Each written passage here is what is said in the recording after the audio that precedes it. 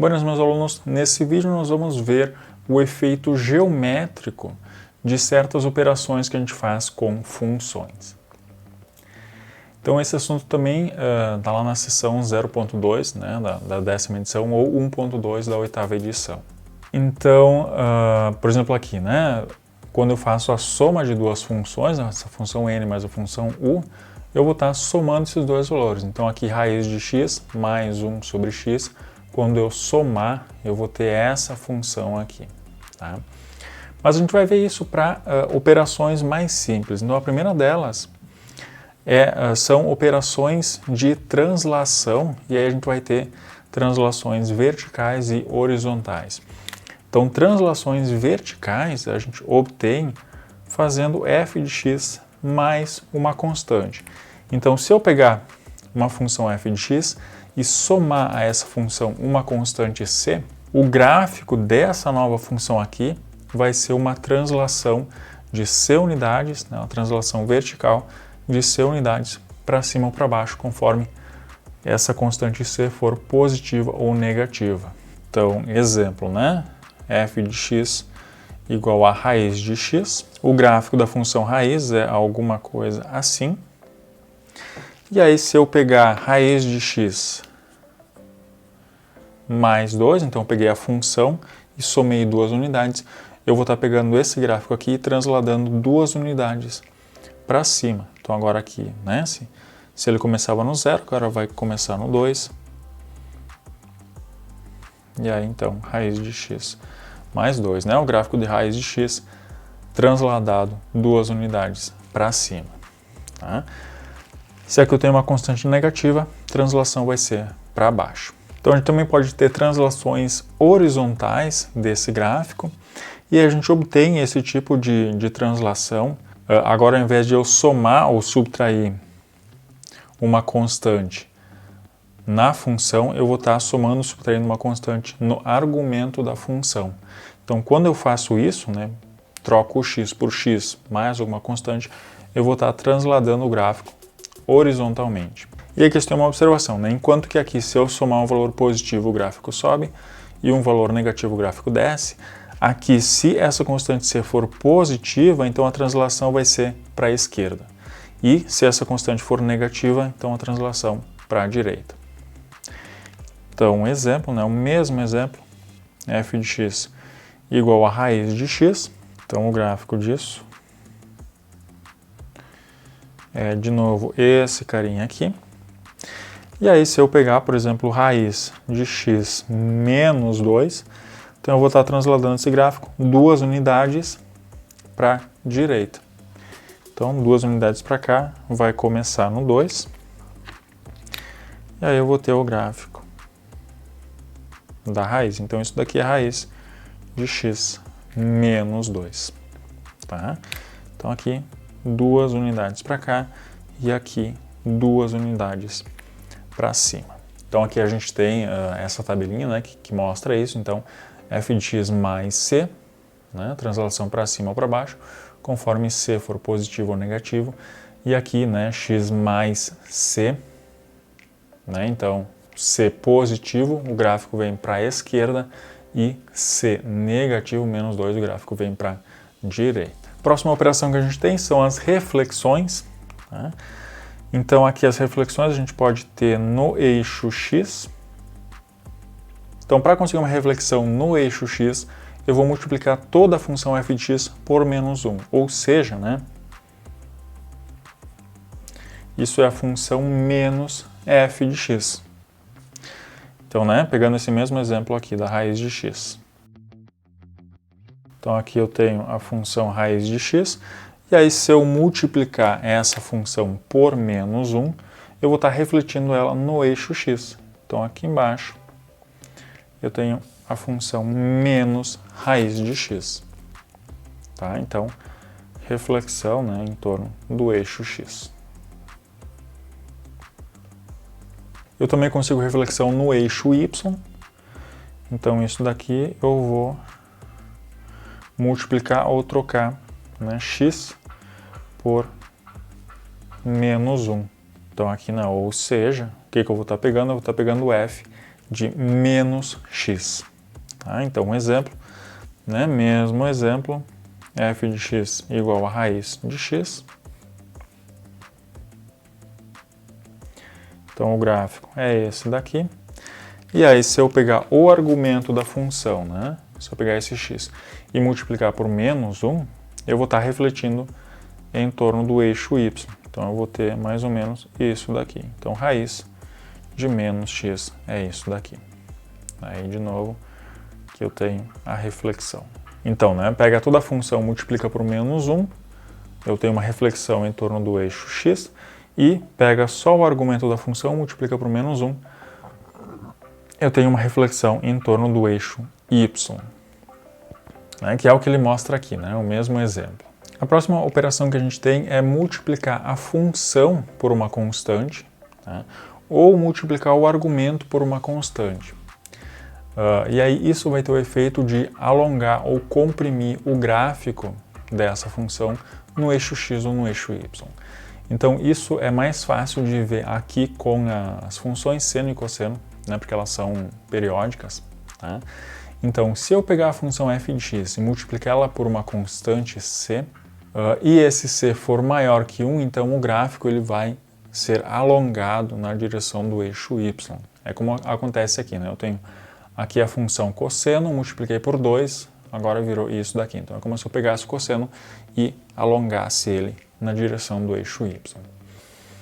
E se essa constante c for um número entre 0 e 1, eu vou estar comprimindo esse gráfico.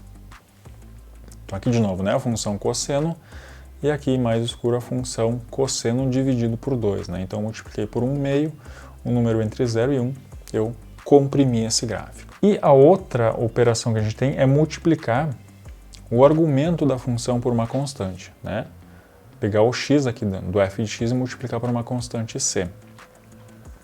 Então aqui de novo, se c for um número maior do que 1, eu vou estar pegando o gráfico agora da função cosseno, né? Então aqui cosseno de x, então cosseno de 2x, pegar o gráfico da função cosseno e comprimir ele na direção do eixo x. Né? Então aqui, ó, cosseno de x, cosseno de 2x, ficou mais comprimido. E se essa constante, né, for um valor entre 0 e 1, então eu vou estar alongando esse gráfico.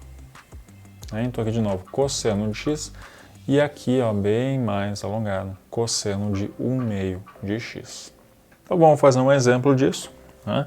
Esboçar o gráfico dessa função f de x, que é 2 módulo de x menos 2 mais 1. Tá? Então aqui a gente tem a função módulo, né? Só para lembrar o que é a função módulo de x. Isso daqui é definido como x, né? Se x é maior ou igual que 0, e menos x se x é menor que 0. Né? Então, um exemplo, né? O módulo de 2, 2 é positivo, então isso vai ser igual a 2. Módulo de menos 3, 3 é negativo, então isso vai ser menos 3, que é 3. Então essa função, né, módulo de x, ela nada mais é do que a distância, né, do x para a origem. Então se aqui eu tenho 2, essa distância aqui é 2, né, que é o módulo de 2. Isso, tenho aqui menos 3, né? Essa distância aqui é 3, que é o módulo de menos 3. Então eu posso pensar na função módulo assim, né? Módulo de x é a distância do ponto x até a origem, então sempre positivo. E aqui também tem mais um outro detalhe, né? Que essa função módulo, ela é uma função definida por partes. Então para x maior ou igual que 0, essa função vale uma coisa, e para x menor do que 0, essa função vale outra coisa. Então aqui não é um exemplo de uma função definida por partes. Então voltando ao problema, né, esboçar o gráfico dessa função aqui. Tá? Então a gente vai começar com o gráfico da função módulo de x. Por quê? A gente vai fazer o módulo de x e aí depois a gente vai fazer várias operações, né, que a gente tem aqui de translações e compressões para chegar até essa função aqui. Então o módulo da função, o gráfico da função módulo de x, ele é mais ou menos isso daqui. né, vai ser reta, né, para x positivo é y igual a x, é essa reta aqui, e para x negativo, y igual a menos x, é essa reta aqui. Então esse daqui é o gráfico da função módulo de x. Então agora a gente vai partir do gráfico da função módulo, vai fazer diversas operações para chegar até essa função aqui. Então que operações eu posso fazer?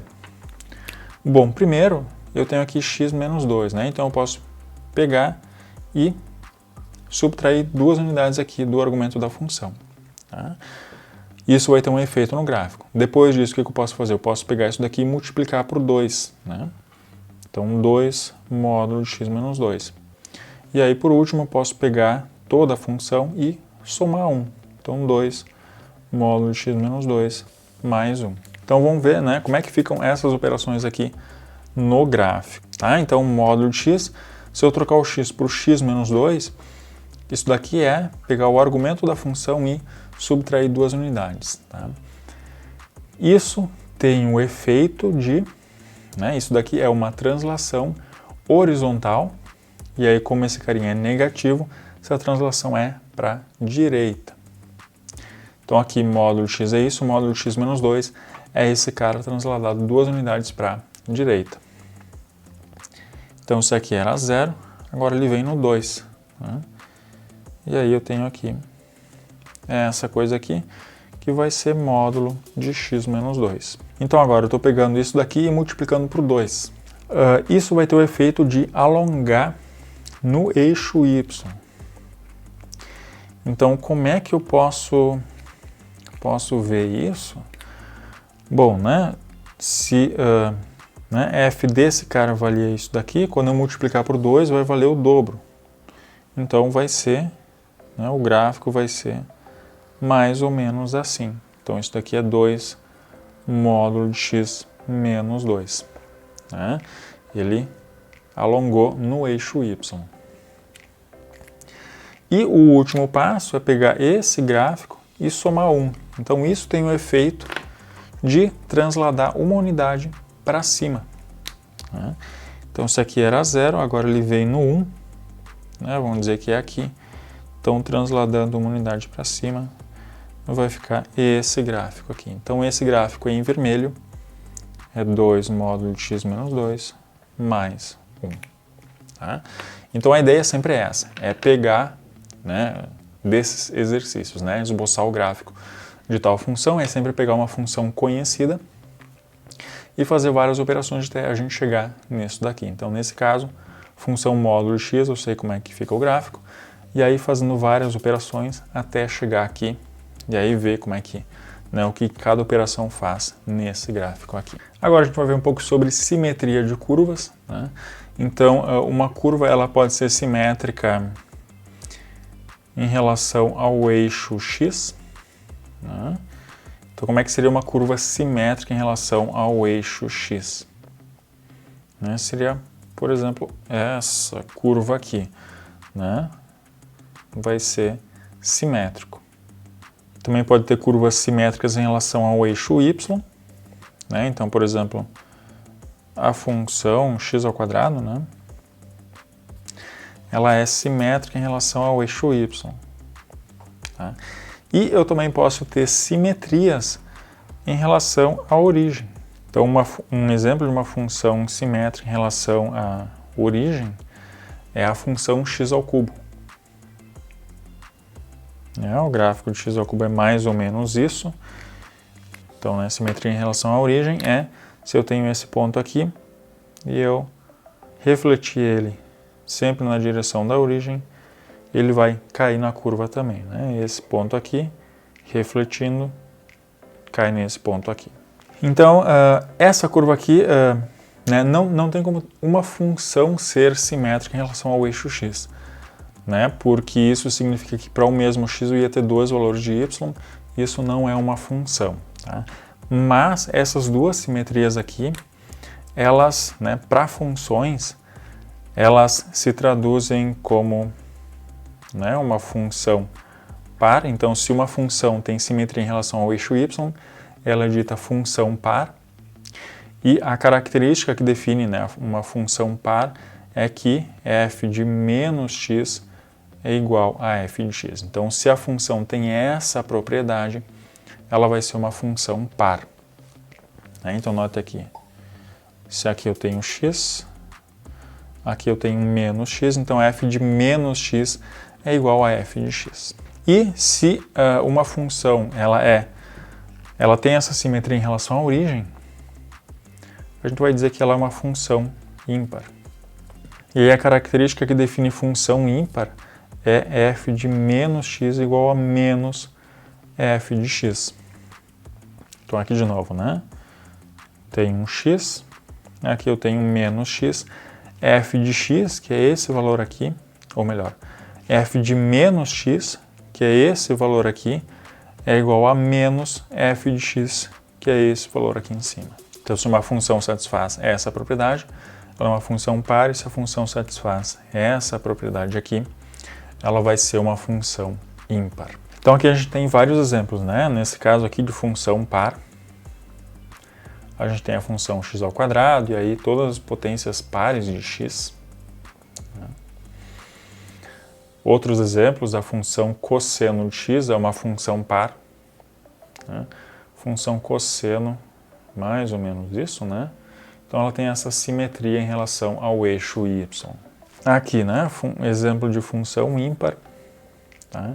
X, x ao cubo, x na 5, então as potências ímpares de x.